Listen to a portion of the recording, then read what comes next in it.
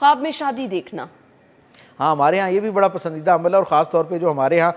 غیر شادی شدہ لوگ ہیں ان کے ہاں یہ خواب بہت زیادہ آیا کرتا ہے کہ بار بار خواب دیکھتے ہیں۔ ایک تو ہمارے جو لاشعور میں بچپن سے ہمارے معاشرت کا ایک حصہ بن گیا ہے کہ ہم شادی کو بہت ایکسٹرا آرڈینری گلوریفائی کر دیتے ہیں۔ بچہ اور بچی پیدا ہوتے ہیں تو ہم ان کو بتانا شروع کرتے ہیں کہ ایک چاند سی دلہن آئے گی اور تمہاری زندگی میں جو ہے وہ نور پیدا کر دے گی، اور بالکل اسی طرح دوسرے درجے پہ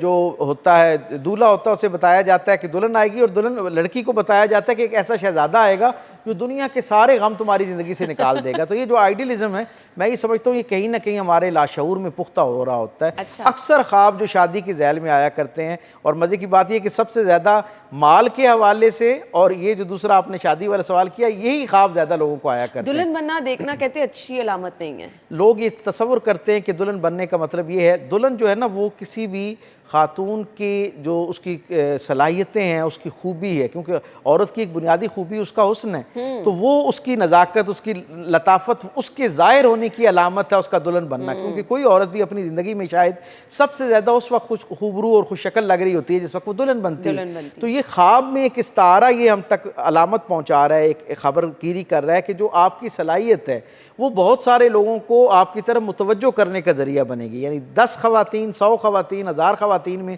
جو ایک خاتون دلہن کے کالم میں کھڑی ہوتی ہے وہ سب سے منفرد نظر آ رہی ہوتی ہے۔ اس کا مطلب کیا ہے کہ آپ اپنے معاشرے میں، اپنی کمیونٹی میں کسی ایسے انداز میں نمایاں نظر آنے والی ہو جس کی بنیاد پر